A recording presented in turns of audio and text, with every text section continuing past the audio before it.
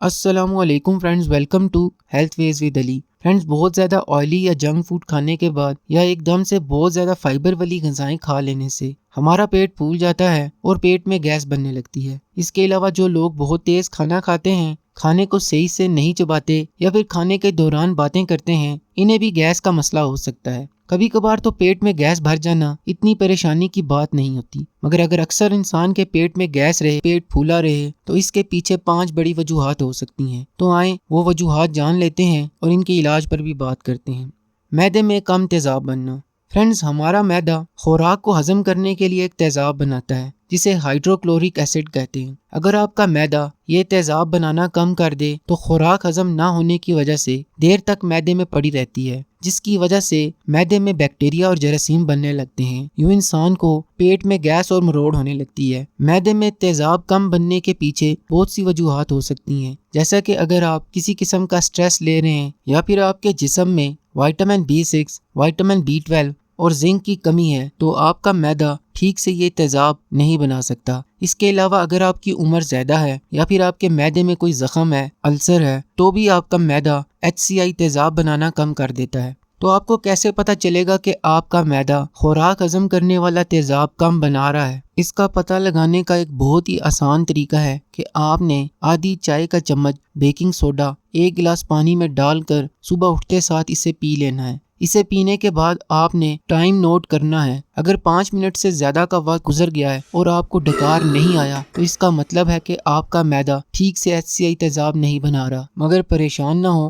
اس کا آپ گھر پر رہ کر علاج کر سکتے ہیں۔ کچھ ایسے قدرتی طریقے ہیں جن سے معدے میں HCl تیزاب بننے لگتا ہے۔ آپ نے روزانہ 1 چائے کا چمچ ایپل سائڈر ونیگر یعنی کہ سیب کا خالص سرکہ 1 گلاس نیم گرم پانی میں ڈال کر 2 سے 3 ہفتوں تک لگاتار اسے استعمال کرنا ہے۔ اور اس کے علاوہ اپنی ڈائٹ میں چقندر، پائن ایپل، پپیتا، کچی ادرک اور زیرے کا استعمال کرنا ہے۔ چھوٹی آنت میں زیادہ جراثیم بننا۔ ہمارے پورے ڈائجسٹو سسٹم میں چھوٹی آنت ہاضمے کے لیے سب سے زیادہ اہم رول پلے کرتی ہے، کیونکہ زیادہ تر غذائی اجزاء چھوٹی آنت میں ہی ہضم ہوتے ہیں اور پھر جسم میں جذب ہوتے ہیں۔ اگر آپ کی چھوٹی آنت میں زیادہ جراثیم یا بیکٹیریا بننے لگے تو اس سے آنت میں بدبودار گیس بننے لگتی ہے، جس سے آپ کو پیٹ کے نچلے حصے میں درد ہونے لگتا ہے اور آپ کا پیٹ بھی پھول جاتا ہے۔ کچھ لوگوں کو اس سے ڈائریا بھی ہو جاتا ہے۔ چھوٹی آنت میں زیادہ جراثیم بننے لگے تو اس کنڈیشن کو میڈیکل زبان میں سیبو بھی کہتے ہیں۔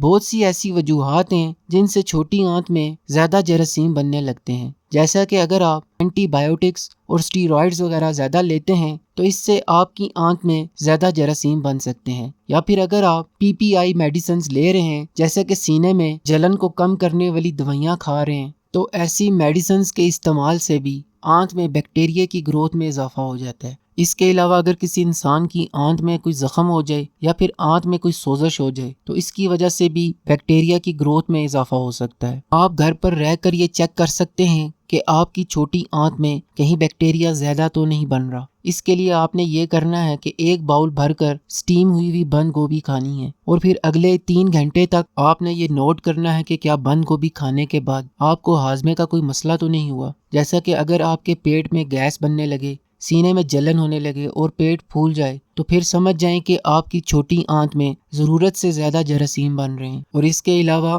آپ کے معدے اور چھوٹی آنت میں خوراک ہضم کرنے والے انزائمز بھی ٹھیک سے نہیں بن رہے۔ سیبو سے جان چھڑانے کا آسان حل یہ ہے کہ آپ نے ہائی فوڈ کھانے سے پرہیز کرنا ہے، جیسا کہ لوبیا، چنے، پیاز، لہسن، بند گوبھی، پھول گوبھی، دودھ اور دودھ سے بنی ہوئی چیزیں آنت میں گیس پیدا کرتی ہیں۔ آپ نے ان سب چیزوں سے پرہیز کرنا ہے۔ جگر یا پتے میں خرابی۔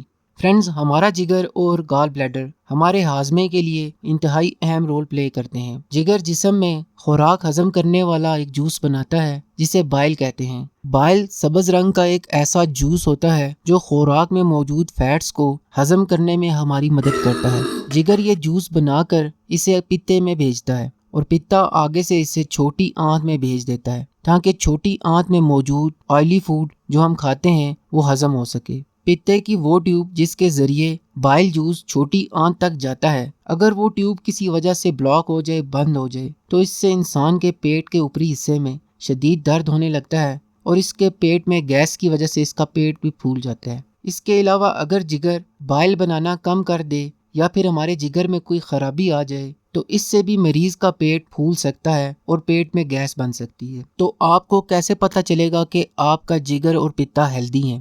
اگر فیٹی فوڈز جیسے کہ مکھن، ملائی، مونگ پھلی، اخروٹ، نٹس، انڈا اور فیٹی فوڈز کھانے کے بعد اگر آپ کے پیٹ میں ایک دم سے گیس بن جائے اور پیٹ پھول جائے تو ہو سکتا ہے کہ آپ کا جگر ٹھیک سے کام نہ کر رہا ہو۔ جگر اور پتے کو صحت مند بنانے کے لیے کڑوی غذائیں کھائیں جیسے کہ کریلے، نیم کے پتے اور ملک تھسل جسے اونٹ کٹارا کہتے ہیں۔ ملک تھسل پر بہت زیادہ ریسرچ کی گئی ہے جس سے پتہ چلتا ہے کہ یہ ہمارے جگر اور گال بلیڈر کی صحت کے لیے انتہائی مفید ہے۔ اس کے علاوہ اپنی ڈائٹ میں سونف، زیرہ اور پپیتا بھی شامل کریں کیونکہ یہ فوڈز بھی فیٹس کو ہضم کرنے میں ہماری مدد کرتے ہیں۔ پیٹ میں زیادہ کینڈیڈا بننا۔ کینڈیڈا ایک فنگس ہے۔ یہ یسٹ کی ایک ایسی قسم ہے جو ہمارے پیٹ میں موجود ہوتی ہے۔ پیٹ میں دوسرے فائدہ مند جراثیموں کی طرح اس کا کام بھی ہاضمے کو بہتر رکھنا ہوتا ہے، مگر جب ضرورت سے زیادہ یسٹ بننے لگے تو اس سے ہاضمہ سست پڑ جاتا ہے جس سے ہمارے پیٹ میں گیس بن جاتی ہے اور ہمارا پیٹ پھول جاتا ہے۔ ایسے لوگ جو بہت زیادہ میٹھا کھاتے ہیں یا پھر ریفائنڈ کاربوہائیڈریٹس کا بہت زیادہ استعمال کرتے ہیں جیسے کہ میدے سے بنی ہوئی چیزیں، تو ان کے جسم میں کینڈیڈا بھی بڑھ جاتا ہے۔ اس کے علاوہ جس انسان کی امیونٹی کمزور ہوتی ہے یا پھر وہ لوگ جو بہت زیادہ سٹریس لیتے ہیں، ان کے پیٹ میں بھی کینڈیڈا بڑھ سکتا ہے۔ کینڈیڈا کو کنٹرول کرنے کے لیے میٹھی اور ریفائنڈ کاربوہائیڈریٹس والی چیزیں کھانا کم کر دیں کیونکہ کینڈیڈا انہی سے گروتھ کرتا ہے۔ اس کے علاوہ اینٹی فنگل ڈائٹ اپنائیں جیسا کہ coconut oil, olive oil, apple cider vinegar, ادرک، لیموں اور دہی وغیرہ۔ Food allergies. کچھ لوگوں کو کسی مخصوص فوڈ سے بھی الرجی ہوتی ہے جس سے ان کے پیٹ میں گیس پیدا ہوتی ہے۔ ایسے لوگوں کو اس فوڈ سے پرہیز کرنا چاہیے۔ جیسے کہ کچھ لوگوں کو دودھ اور دودھ سے بنی ہوئی چیزوں سے پیٹ میں گیس پیدا ہوتی ہے۔ دراصل ایسے لوگوں کے آنت میں لیکٹیز نام کا ایک انزائم ٹھیک سے نہیں بنتا۔ لیکٹیز دودھ کو ہضم کرنے کے لیے ضروری ہوتا ہے کیونکہ دودھ میں موجود لیکٹوز نام کی چینی کو ہضم کرنے کے لیے ہماری آنت میں لیکٹیز بننا ضروری ہوتا ہے۔ اگر آپ کا شمار بھی ایسے لوگوں میں ہوتا ہے جنہیں دودھ اور دودھ سے بنی ہوئی چیزیں استعمال کرنے کے بعد اکثر پیٹ میں گیس ہو جاتی ہے اور پیٹ پھول جاتا ہے، تو پھر آپ کو دودھ اور دودھ سے بنی ہوئی چیزوں سے پرہیز کرنا چاہیے۔ صرف آپ دہی کھا سکتے ہیں۔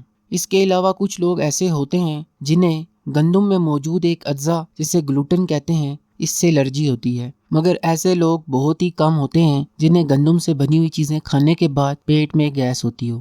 اس کے علاوہ کچھ لوگوں کو سوڈا ڈرنکس اور میٹھے مشروبات پینے سے بھی پیٹ میں گیس کا مسئلہ بنتا ہے کیونکہ زیادہ چینی کھانے سے پیٹ میں گیس زیادہ بننے لگتی ہے۔ اس کے علاوہ بند گوبھی، پھول گوبھی، آلو، کچا پیاز، لوبیا اور چنے سے بھی پیٹ میں گیس بن سکتی ہے۔ یہ آپ بہتر جانتے ہیں کہ کس فوڈ سے آپ کو الرجی ہے۔ آپ نے ایسے فوڈ سے پرہیز کرنا ہے۔ اگر آپ کو نہیں پتا تو اس کا پتہ لگانے کے لیے آپ نے ویڈیو میں بتائے گئے تمام فوڈز کو 3 ہفتوں تک چھوڑ دینا ہے۔ 3 ہفتوں کے بعد آپ نے ان تمام فوڈز میں سے ایک فوڈ کو پہلے سلیکٹ کرنا ہے اور پھر اس فوڈ کو 2 سے 3 دن تک کھانا ہے۔ اس کے بعد دیکھنا ہے کہ اگر آپ کو کوئی گیس کا مسئلہ تو نہیں آ رہا۔ اگر وہ فوڈ گیس پیدا کرے تو اسے چھوڑ دیں اور پھر نیکسٹ فوڈ کو ٹرائی کریں۔ اسی طرح آپ باری باری کر کے تمام فوڈز کو ٹیسٹ کر سکتے ہیں اور یہ پتہ لگا سکتے ہیں کہ کون سا فوڈ آپ کے کیس میں گیس کی وجہ بنتا ہے، جسے چھوڑنا ہی بہتر ہے۔